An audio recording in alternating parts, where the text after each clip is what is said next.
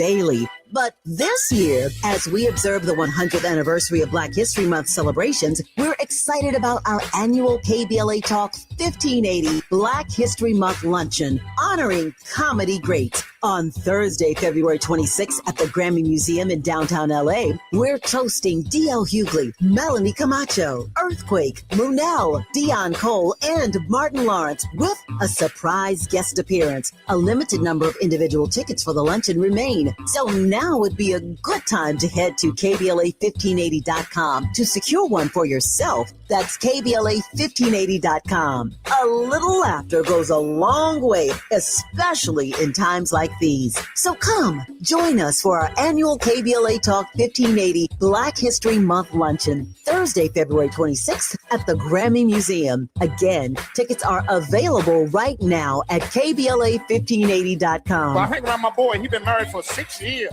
Videotaped his wedding day, never watched it. Now and every day he watch it every day, but he watch it in reverse. Because he said he loves seeing himself take that ring back off of that finger. Walking back down that aisle, just waving at her, ugly mother down the church, getting back in the limo, back at the bachelor party. Look how happy I was. KBLA Talk 1580 thanks LA City Council members Curran D. Price Jr. and Heather Hutt for being the presenting sponsors at this year's Black History Month Luncheon. Honoring excellence, resilience, and achievement, we're KBLA Talk 1580. That's the part for me anyway. This is gonna be a start to finish. You want, and people go when this come out, you're gonna listen to everything and every single word, and everybody's gonna know when you get to the first show after this drop, they're gonna be singing right along and feeling every word. I'm excited for it. I'm excited for it for you. It's gonna be good to see my people. This ain't a happenstance or whim. Our love is continual, continuing. This ain't a sin, it's deeper than. Our love is bigger than time or race. Our love is rhythm and chime. It resonates in every space. It fills the place for beautiful people. Oh, my beautiful. You are listening to and streaming A More Perfect Union on KBLA Talk 1580. I'm Dr. Nii-Quartelai Quartey, your host and White House correspondent, joining you live in afternoon drive time here on the West Coast. I'm in touch until you be in touch. Follow me on all the socials at Dr. Nii-Quartelai. Just type in Dr. Nii-Q, DRNIIQ, and there I am, fresh for you to follow. Also, be sure to download the KBLA app to listen to us live or on demand, or if you're feeling fancy, just tell Alexa to play KBLA Talk 1580, and there we are for you. Last but not least, subscribe to the KBLA Talk 1580 YouTube channel. That way we can see each other in our full beauty.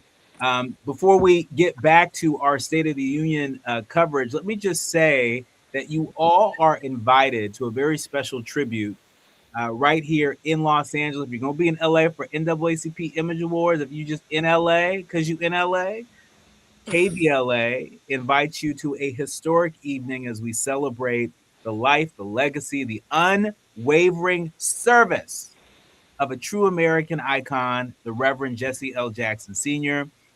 For over 60 years, he's been a voice in the wilderness, marching for justice, teaching us that we are somebody. He's teaching us to keep hope alive. Now we come together as a community to say thank you. So right here in LA on Friday, February 27th at 7 p.m., we are gathering at the historic First AME Church, located at 2270 South Harvard Boulevard here in LA. There are a number of very distinguished guests that are going to be there, including Los Angeles Mayor Karen Bass, including the one and only Tavis Smiley, including Dr. Cornel West, including Jesse Jackson Jr. is going to be making a very special appearance, and more to be announced. But this is the place to be Friday night. Make no mistake about it. And so be there or be square. All right.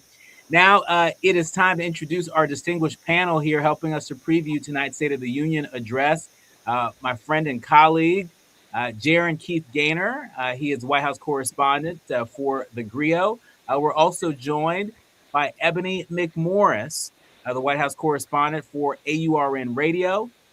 We are joined for the first time, but I think he'll be back again very soon. Michael Huggins, he's an attorney, a professor, and deputy director of government affairs for colorofchange.org, and the one and only Dr. Jonathan E. Collins, professor of political science at Columbia University, also our resident democracy scholar. We have some of the best and brightest here to help break it all down. And so, first things first, Dr. Collins, you heard from Representative Glenn Ivey of Maryland. He previewed, what we should expect. He even brought along an impacted individual by some of the Trump administration's very damaging policies on our families. What were some of your big takeaways from what Representative Ivey had to share? Well, he was reminding us that resistance is a very important tactic when it comes to the viewing of the State of the Union. I think usually the State of the Union address is about all eyes being on the president. And instead, we should be also thinking about, well, what are our leaders doing to hold the president accountable beyond being in attendance for the ceremony? Congressman Ivey was talking about not just boycotting, the State of the Union in solidarity with other members of the CBC, but he's talking specifically about, highlighting some of the things that have been happening in some of the areas and districts that have been impacted by Trump policies. You're talking about the immigration enforcement that has been happening, most notably in Minneapolis, but it's been happening in major cities across the U.S., and it's been heavily targeted towards cities that are blue. You talk about the rising costs and the persisting inflation that has been a function of the Trump tariffs that he continues to double down on, even as the Supreme Court, with justices he appointed, are ruling against him, and on a mission hell bent to take the economy into the tanker as long as it continues to make the Trump agenda move forward. These promises that are proving emptier and emptier, promises made while he was on the campaign trail. So, yeah, I think listening to Congressman Ivey was incredibly enlightening. It shows us that, resistance has multiple faces. It's not just, standing in the State of the Union, in the Capitol chambers and sort of wearing a face of resistance. It's what actions are taking place beyond the halls. You're right. And speaking of some of these actions taking place beyond the halls, Ebony McMorris, I want to invite you to help us separate some of the fact from the fiction. I understand there are some real numbers that you have at your fingertips to help us truly understand the impact of this administration. Ebony? When we are talking about this quote unquote immigration crackdown, which it is not, and we look at the numbers that have come out when it comes to those who are detained, 73.6% have no criminal conviction. When it comes to a violent criminal record, remember on day one, he was coming against rapists, murderers.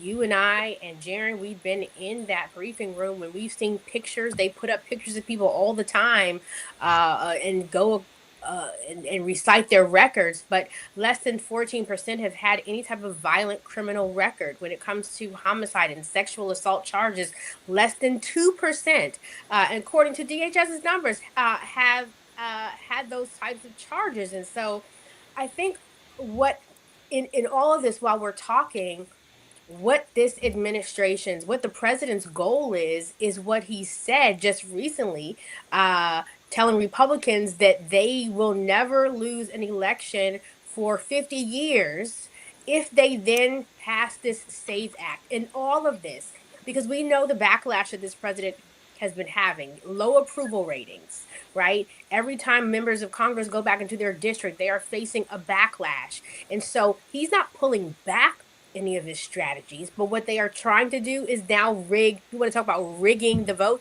rigging the midterms, right? Going after voter rolls. How in the world is it that you send ICE and law enforcement to Minnesota, and then we see Pam Bondi come out and say, well, if you hand over your voter rolls, then we'll pull back. Well, wait. Why? I thought it was about going after murderers and criminals. So what does voting have to do with this? And so everything that we're seeing, because they know they are in a losing battle when it comes to people. So the only thing you have left to do now is try to rig the vote. All of these things point to that. They all point to that indeed. In our remaining minute before we move forward, I want to give our friend and colleague, our brother Jaron Keith Gaynor over at the Griot. I want to give him a final word here as we are now almost 45 minutes away from what should be the start of the president's State of the Union address. Jaron, final word? Yeah, this is a State of the Union, and the Union is divided.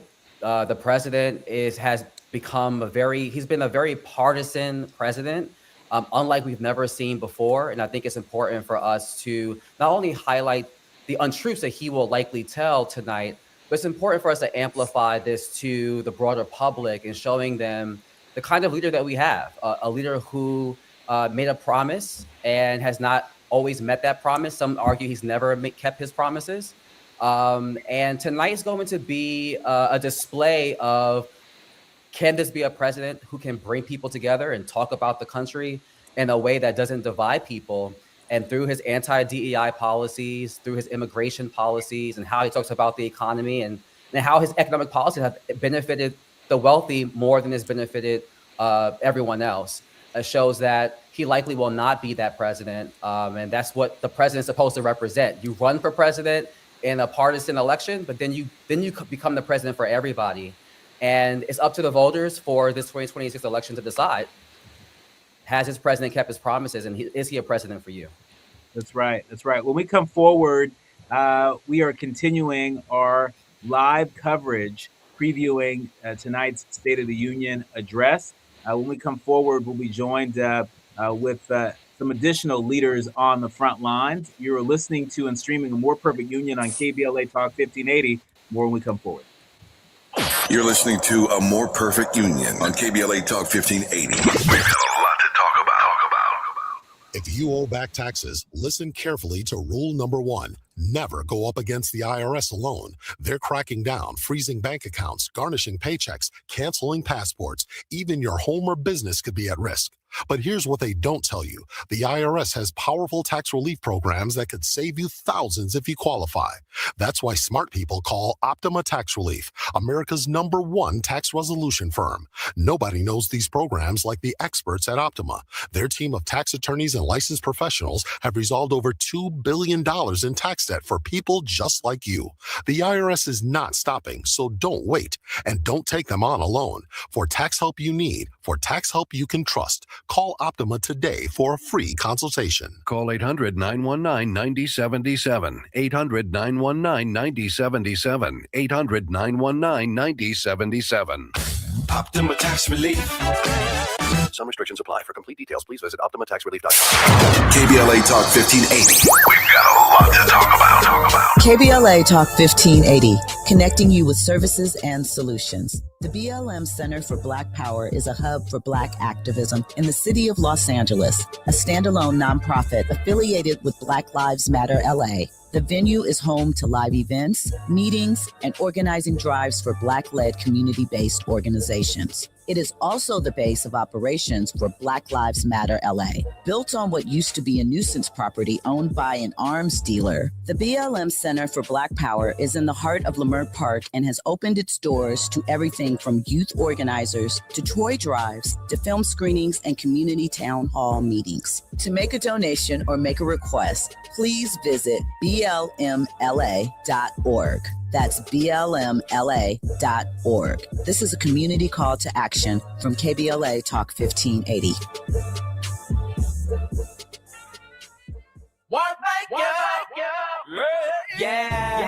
The California Crusader newspaper would like to thank all of our subscribers for their support throughout the years, proudly serving the South Los Angeles and South Bay areas for more than 40 years. The California Crusader is a multicultural, Black-owned, adjudicated newspaper that focuses on providing newsworthy information to the people in our community.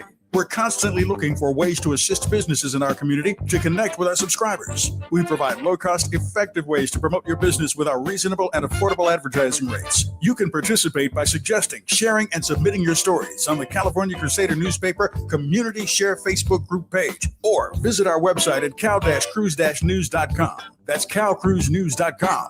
Then click on the Submit Now button located on the top right corner of the homepage, or text CCN to 42828. Again, text CCN to 42828.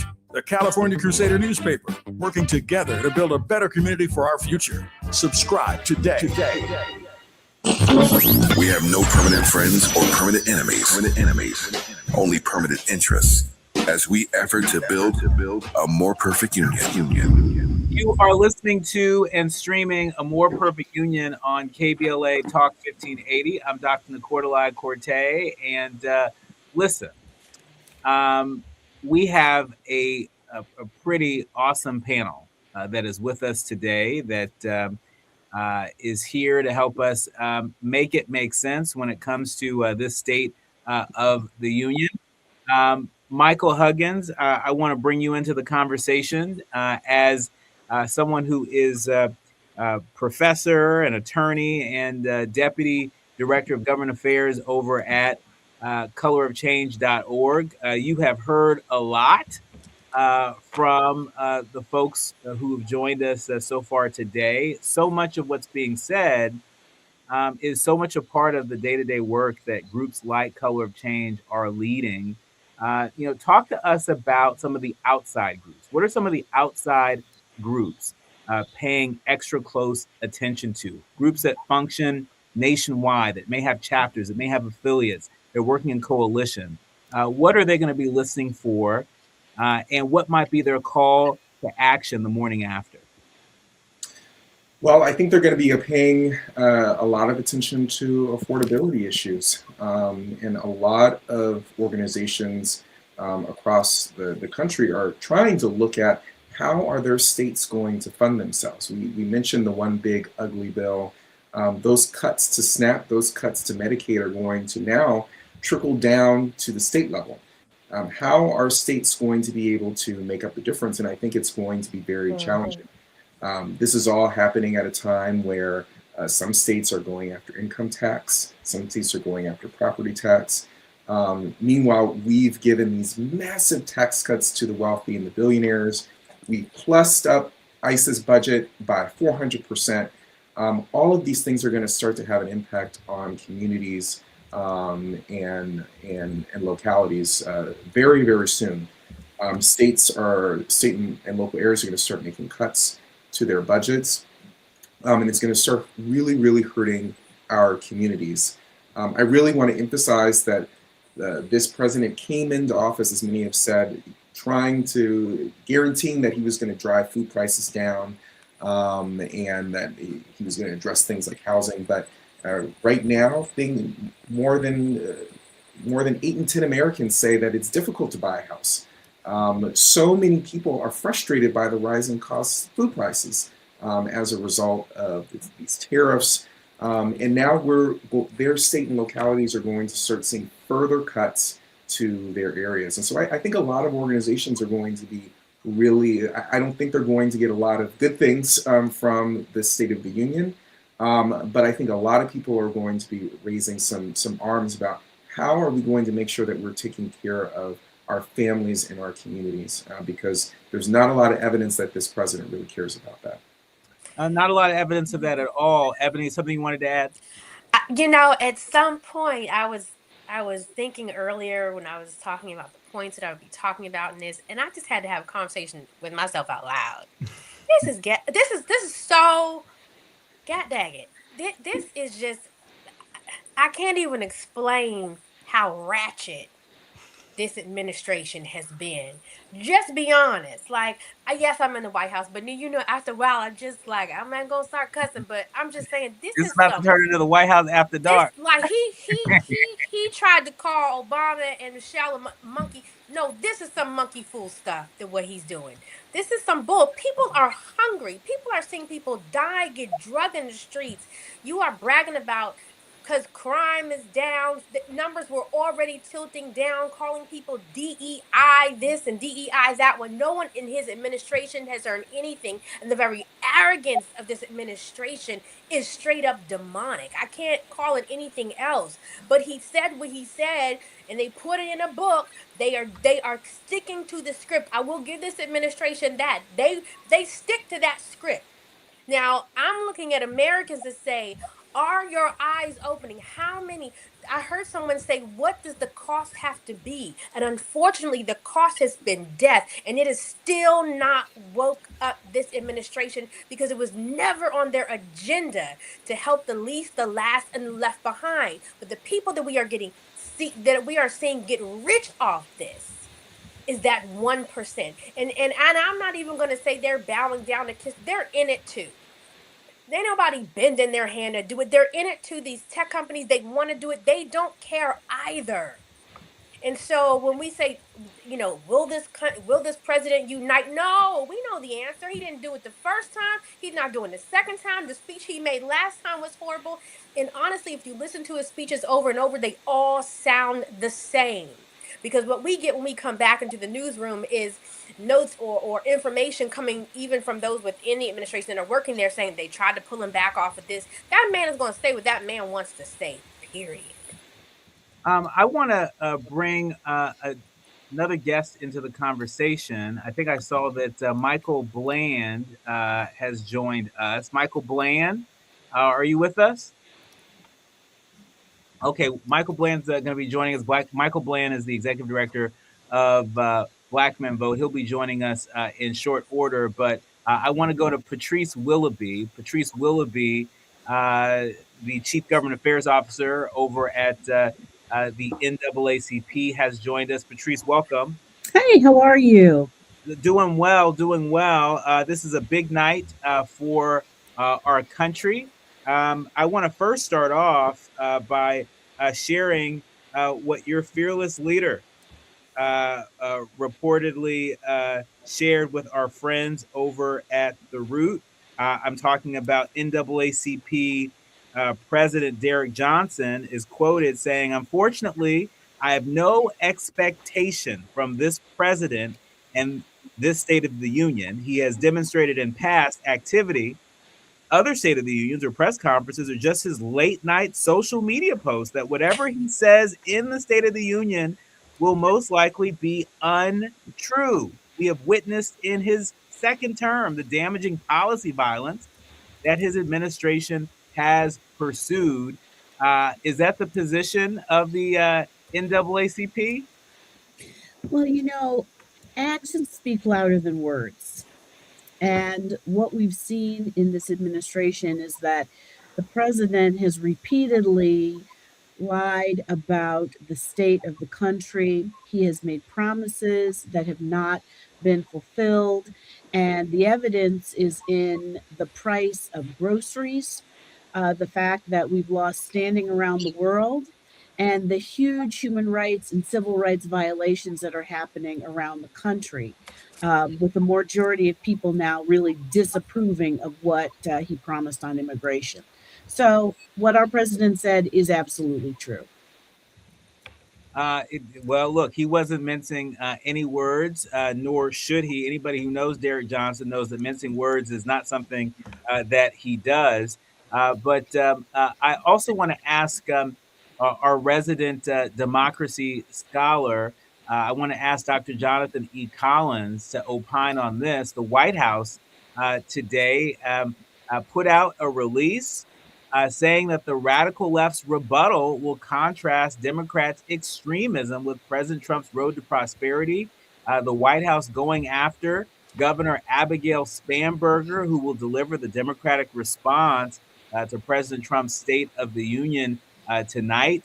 The White House saying that Spanberger prioritizes criminal illegal aliens over Americans, saying that Spanberger undermines law enforcement at every turn, saying that Spanberger supports reckless spending, fueling record inflation and higher costs for families. What is it that you believe Governor Spanberger has to do tonight, not just to defend herself, but to defend Democrats across the country. Well, Abigail Spanberger, she just needs to continue to do what she did on the campaign trail that made her so successful. You know, she did a masterful job of being the anti-Trump without actually having to campaign explicitly about Trump. She campaigned on ideas of affordability. Yes, she did mention Trump, occasionally in speeches and in public commentary, but she really campaigned on the ideas that have become fundamentally anti-Trump. She campaigned on actually extending, healthcare subsidies, on environmental protections, on affordable housing, and pathways to home ownership. She campaigned on actual investments in childcare, public-private partnerships, between government and private agencies to provide quality childcare for kids. She authored what she calls the affordability plan, and she's the antithesis of a president who has been making life in America increasingly more and more unaffordable. So all she has to do is play her own greatest hits. Play her own greatest hits. Patrice Willoughby from NAACP, we know that part of what makes the NAACP so strong isn't just the leadership in Washington, D.C., but it's the leadership you have on the front lines across the country. Talk to us about what your priorities are the day after the State of the Union. And are there any particular chapters or affiliates across the country, that are going to be making a whole lot more noise tomorrow morning following the State of the Union? Well, our priorities have remained our priorities for 116 years, and they're based in racial equity. And we know that despite the rhetoric that comes out of the White House, people are still experiencing considerable pain. They're experiencing that in the job loss now that we see among the Black community. We see that in the fact that 50%, the bottom 50%, of the country owns only 2.5% of the country's wealth. We see that in the racial wealth gap and in the fact that this administration has rolled back a lot of the regulatory framework that allowed people to progress and that provided oversight over the practices that have stripped people of their economic standing over a period of years. And so our priorities will continue to be narrowing those gaps wherever they exist, whether they are in the economy, healthcare, criminal justice, and increasingly in technology and AI, to make sure that even though this administration may want to just let everyone go willy-nilly, we will stand for middle-class, lower-income people around the country to make sure that they continue to be protected and that they advance. When we come forward more with our distinguished panel, we're previewing tonight's State of the Union address. You're listening to and streaming A More Perfect Union on KBLA Talk 1580. The audience is listening, thought-provoking, eye-opening, heart-rendering. This is where authentic voices meet powerful discussions on culture, community, and change. This is where Black voices matter. He's breaking boundaries, amplifying diverse perspectives, and tackling the issues that matter most to you. You're inside A More Perfect Union with Dr. Nii-Quartelai Quartey on KBLA Talk 1580.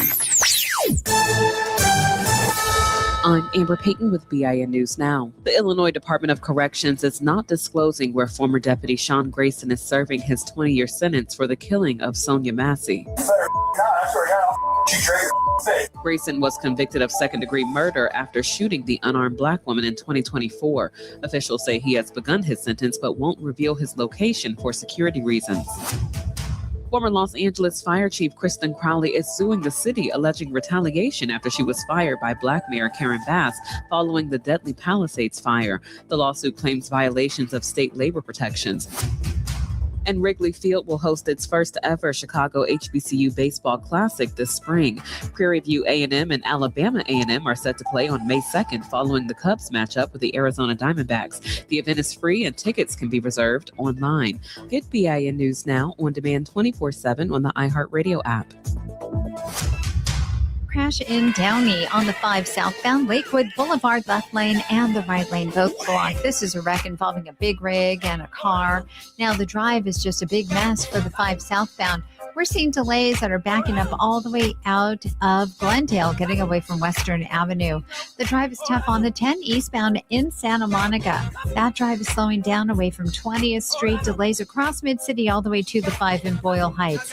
The northbound side of the 5 also jamming up out of Irvine, leaving the 133 freeway. Delays taking you ahead all the way to Ball Road in Anaheim. The ASICS Los Angeles Marathon on March 8th takes you from stadium to the stars. Whether you're a seasoned marathoner or a first-time participant, the Los Angeles Marathon offers an unforgettable experience for runners of all levels. LA, move your body, move your mind with ASICS. This is the KBLA Sports Minute with Ray Richardson. On this day, February 24th in 1964, in Miami, a 22-year-old boxer named Cassius Clay delivered a 7th-round knockout against Sonny Liston to win his first World Heavyweight Championship. Clay went on to win 2 more heavyweight titles, but on both occasions, he was known as Muhammad Ali. Ali was the World Heavyweight Champion for 11 years during his iconic career. Congratulations to the men and women's swimming teams at HBCU Howard University. Both teams won the Northeast Conference Championship at the conference meet in Geneva, Ohio. First time ever for Howard's women's program, 3rd title in 4 years for the Howard men. The first ever Chicago HBCU Baseball Classic will be played this year at Wrigley Field, the longtime home of the Chicago Cubs. Prairie View A&M will meet up with Alabama A&M on Saturday, May 2nd. No debates, no speculation, just the info you need. That's your KBLA Sports Minute. I'm Ray Richardson on KBLA Talk 1580.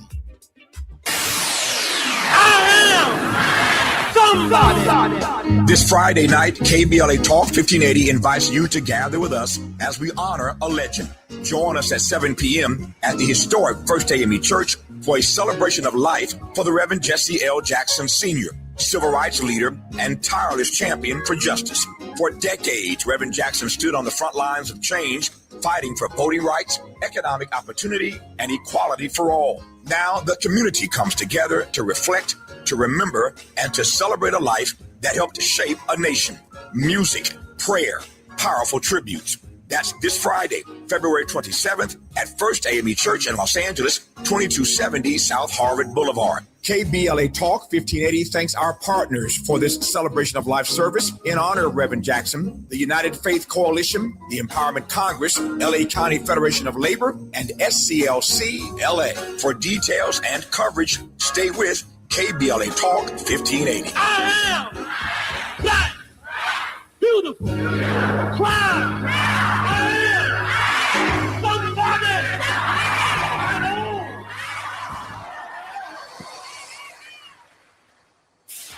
KBLA Talk 1580. We've got a lot to talk about. KBLA Talk 1580 connecting you with services and solutions. The midterm elections are upon us. It is voting season once again. Common Cause's motto is fighting for the democracy we deserve. In service of that goal, Common Cause puts its state and national policy expertise, massive network of grassroots supporters, and nonpartisan approach into action to strengthen our democracy against the challenges we face today.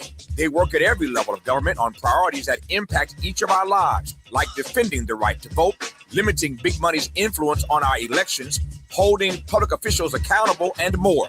Common Cause is a nonpartisan grassroots organization dedicated to upholding the core values of American democracy. They seek to empower all people to make their voices heard in the political process.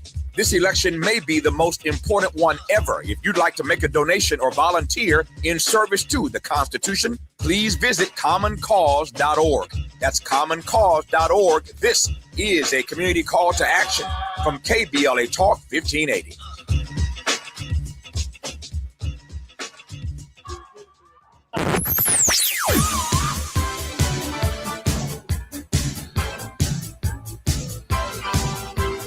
This is KBLA Talk 1580.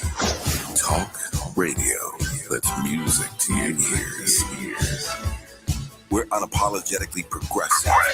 KBLA Talk 1580. Hit me! National news of consequence, informed opinion, and analysis beyond the headlines. You're listening to A More Perfect Union on KBLA Talk 1580. You are listening to and streaming A More Perfect Union on KBLA Talk 1580. I'm Dr. Nii-Quartelai Quartey, and we are less than maybe a half an hour away from the president's arrival at the Capitol for the State of the Union address. Some of us will be watching. There are a lot of people that aren't watching. There's a lot of counter programming that's happening, and we're not hating on that at all, right? Protect your peace. But somebody's got to watch this speech. Somebody's got to watch the Capitol. Somebody's got to keep a line of sight. And that's what we're all here to do. We're all here to watch it, to understand it, to digest it, and to share it with the folks that we're in community with. Really delighted to be in conversation with Dr. Jonathan E. Collins, professor of political science over at Columbia University. Also, Michael Huggins, who's an attorney, a professor. He's also Deputy Government Affairs Director for colorofchange.org. Patrice, I can't hear anything. Patrice Willoughby over at NAACP. She is the Chief Policy and Legislative Affairs Officer over at NAACP. And then, of course, my colleague Ebony McMorris, who is the White House correspondent for AURN Radio. As soon as we can, we'll also bring Mike Bland into this conversation. He's the executive director of Black Men Vote, an organization that played a critical role in the election of Governor Spanberger in Virginia. Of course, Governor Spanberger is going to be delivering the Democratic rebuttal to tonight's State of the Union. But I want to ask you, Ebony, what are you hearing right now on Capitol Hill? I know there's some movement from the White House. Yes. What chatter are you hearing as we're just moments away from the beginning of the State of the Union? The president, I know that the members of the press were waiting for the president to photographers lining up.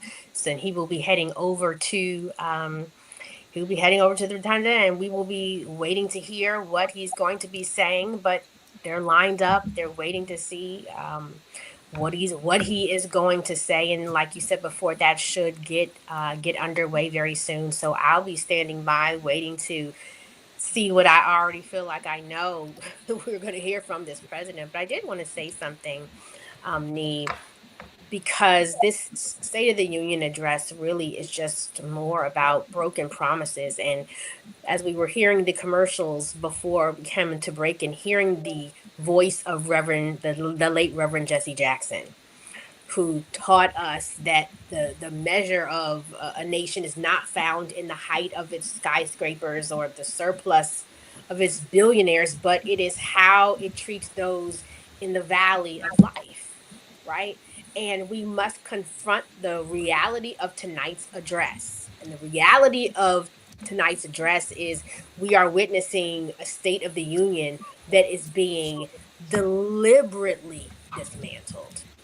And I want people to understand that the actions of this president are deliberate. The mishaps that we call or things that happen, they are designed and they are purposeful. And if you just follow the money trail, you will understand why and who this serves. And you will understand why you have got to protect your votes, why you have got to get involved in your communities, and why you have to take up the cause that our now late hero once did in communities. I mean, I really appreciate that. And everything you said, Ebony, is a reminder of the role that the press has to play and the role that the Black press in particular has played historically. We know that our ancestors, members of the Black press like Ida B. Wells, not only played a critical role in terms of documenting injustice, documenting the lynchings across the South, but also played a critical role in helping to stand up the NAACP. And so make no mistake about it, we as reporters are not passive observers. We're in community. And being targeted too. Being targeted. He has a whole part on his website dedicated to reporters who he says give misinformation and disinformation. But on that, Nee, thank you for the work at KBLA that you do to help create a more perfect union. I appreciate it, the sacrifices. Absolutely. Go team, go team. I want to now go to Michael Bland, the executive director of Black Men Vote. As I've mentioned, Mike, I know you've been and Black Men Vote has played an outstanding role in helping to elect folks aligned with what Black voters say that they want, what Black communities say that they need. Uh, Governor Spanberger, that was one race in which you all played a significant role. Talk to us about what Black Men Vote is hoping to hear from this president, and more importantly, hoping to hear from the rebuttal delivered by Governor Spanberger tonight. Well, thank you, Dr. Q. Look, what we want to hear from President Trump is the truth. That's it. We want to hear the truth. We don't want hyperbole. A lot of us don't live in a land of about to do like he does. So Americans, we want to hear the truth. The reality is that America's tough right now. It's unaffordable. So a lot of things are unattainable. The cost of groceries is extremely expensive. The cost of childcare is extremely expensive. But instead, he is building a ballroom. He's talking about building the biggest arch that the world has ever seen. We want to hear solutions to kitchen table issues. And the reality is, we don't want to hear how good his economy is doing to him and his billionaire cronies and billionaire friends. We want to hear the truth, and we want to hear how the kitchen table for Americans can be set again, because there are a lot of pieces that are missing at the table. I think for now Governor Abigail Spanberger, for her, I think we want to hear her call him out. We Americans deserve to hear the truth, and that's the reality. Americans want the truth. Americans want direction.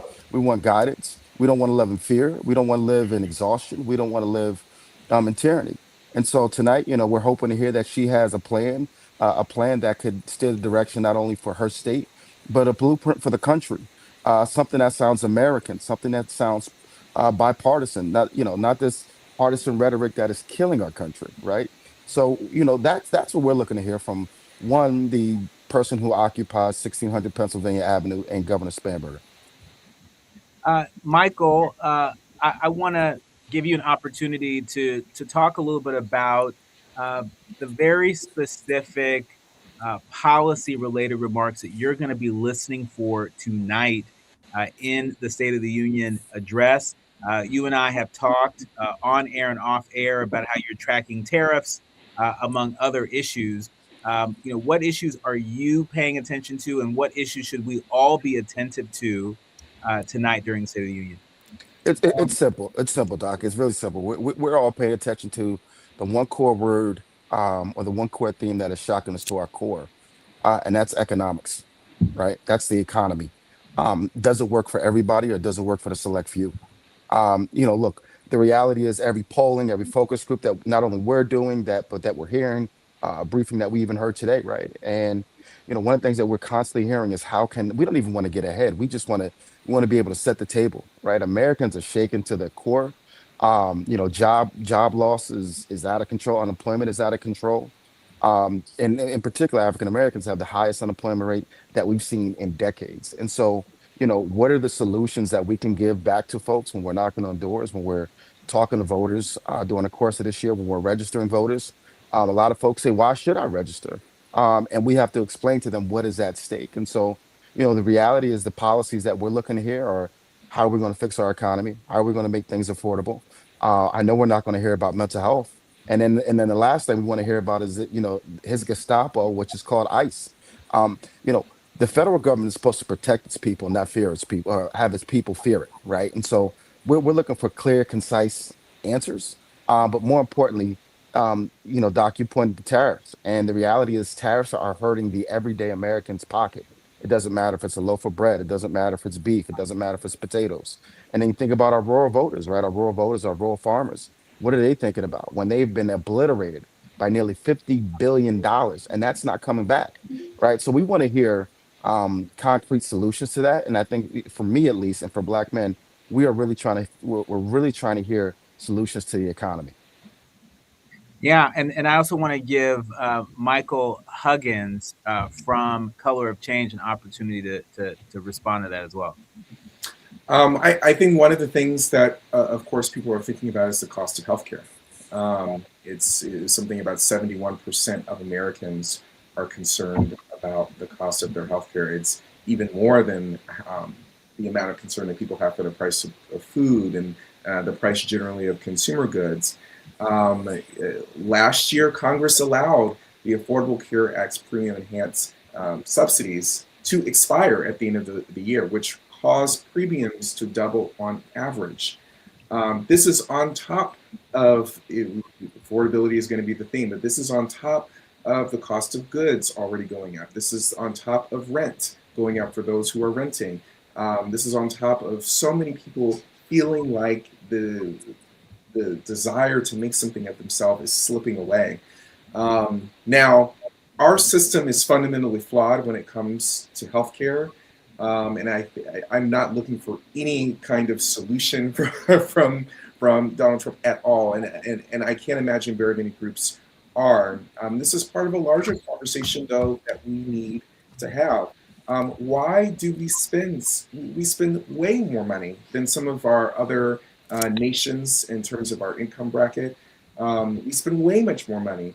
But so many of these other nations are actually providing free healthcare, or at least mostly free healthcare. We are still spending the most while not getting a whole lot and seeing our costs on a number of goods go up. So that's one of the issues that I'm certainly tracking. It's one of the issues that a lot of people are going to be looking forward to hopefully that we can address in the coming years. We are live, and we are just minutes away from the president's arrival at the Capitol for the State of the Union address. When we come forward, it's going to be our lightning round with our distinguished panel here. We know, as reported by The Guardian about 25 minutes ago, that Trump is planning to tout negotiations with tech giants to curb data center electricity bill hikes. Dr. Collins knows that we've talked about the increase of data centers popping up across the country and the impact that it's having on Black and brown communities, the impact it's having on people's pockets, the impact it's having on electricity prices. Well, during the State of the Union speech tonight, Trump is expected to roll out a ratepayer protection pledge plan, which the White House says will shield Americans from electricity price spikes driven by increased demand for AI data centers. I have a feeling that the okie doke has entered the chat. We'll see what the panel has to say when we come forward. You're listening to and streaming A More Perfect Union on KBLA Talk 1580. Striving to make America a nation as good as its promise. This is A More Perfect Union on KBLA Talk 1580. We've got a lot to talk about. Pizza's here. Oh, great. I'd love some, but I'm worried about my stomach issues. If you're worried about having diarrhea, gas, bloating, stomach pain, or loose, oily stools, it may not just be stomach issues. It could be a condition called exocrine pancreatic insufficiency, or EPI. With EPI, the pancreas doesn't release enough enzymes to break down food, but EPI is manageable. Use the symptom checker on identifyepi.com and talk to your doctor. That's identifyepi.com. Sponsored by AbbVie. Hey, can you blow up some balloons for Jack's party? I can't. I'm so congested. You need Sinex Saline from Vicks. Sinex Saline Nasal Spray. Yeah, just Sinex. Breathe.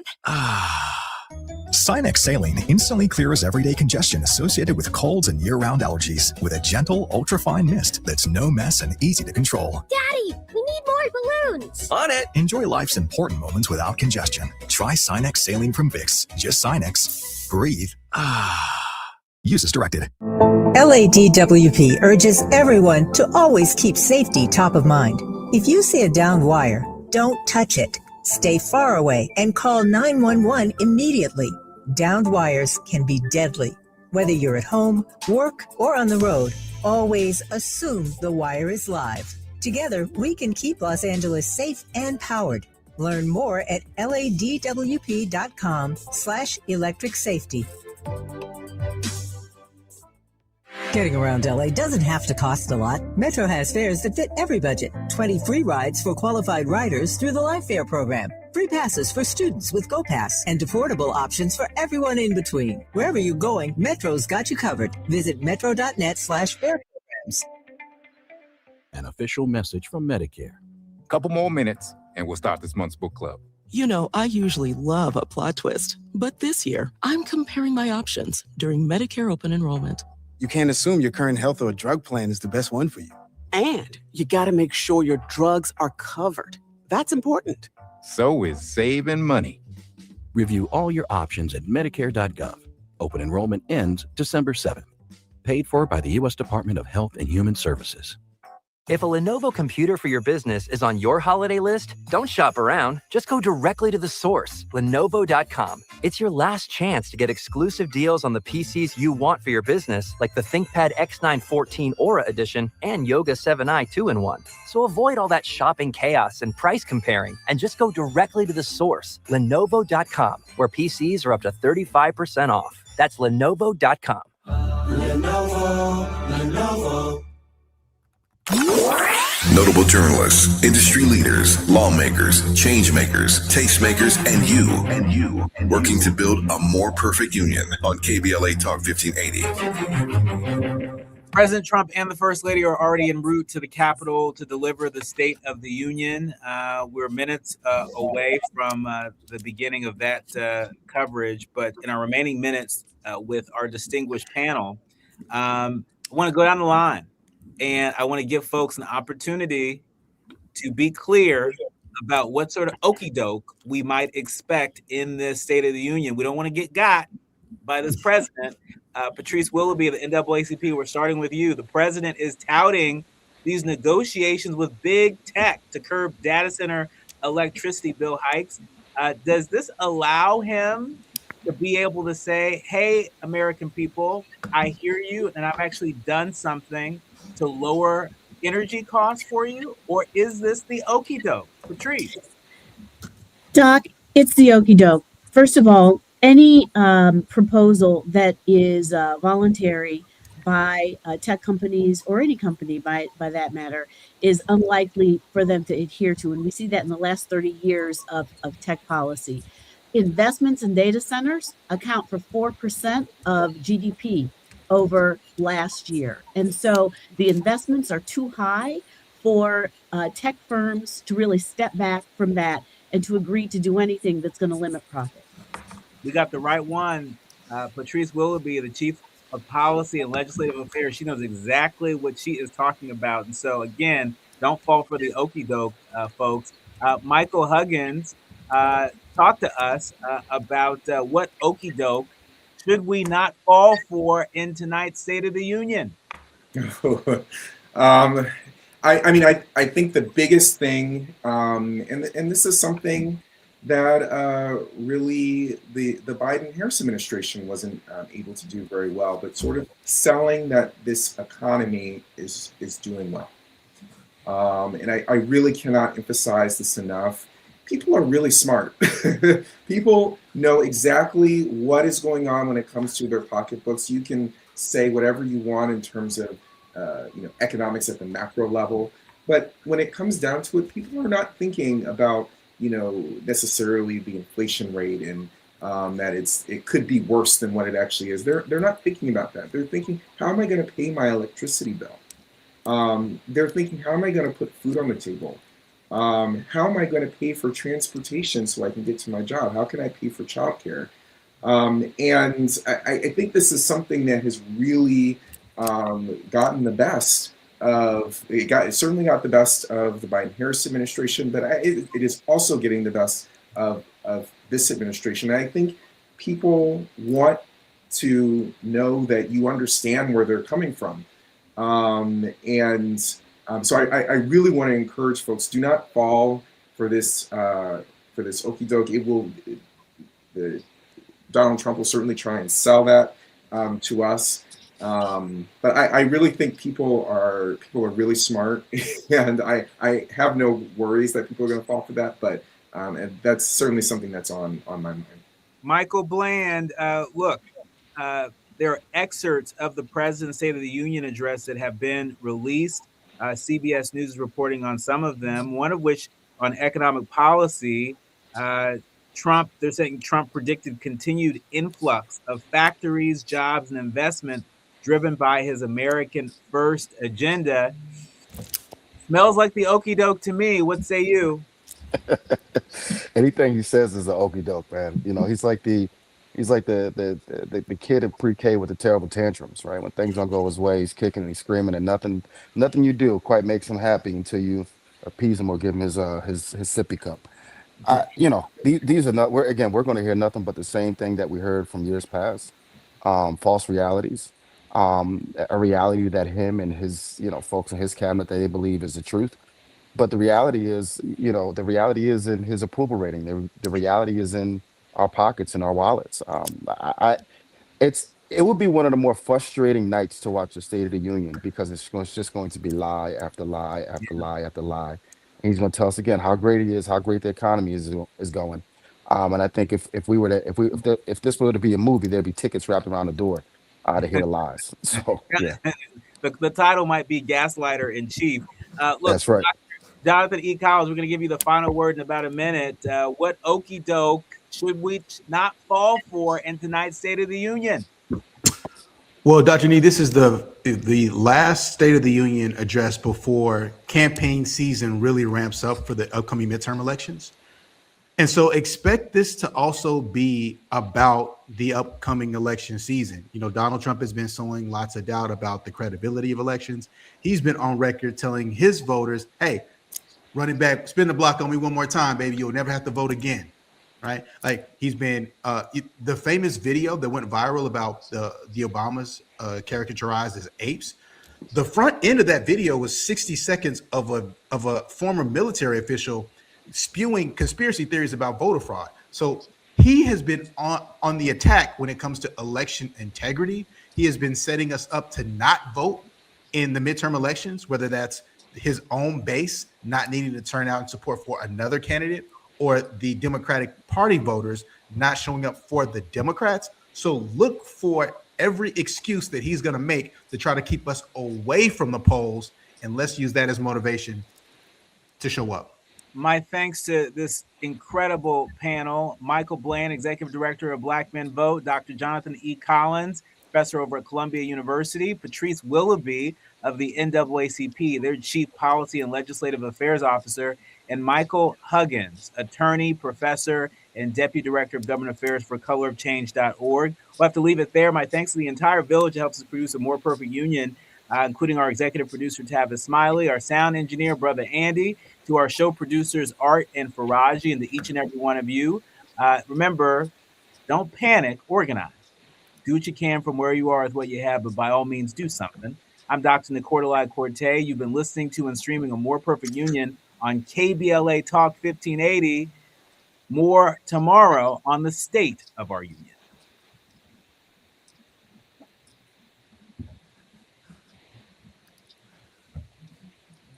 For growth. Louisiana Governor Jeff Landry is calling for a federal investigation into DEI practices at the state's public colleges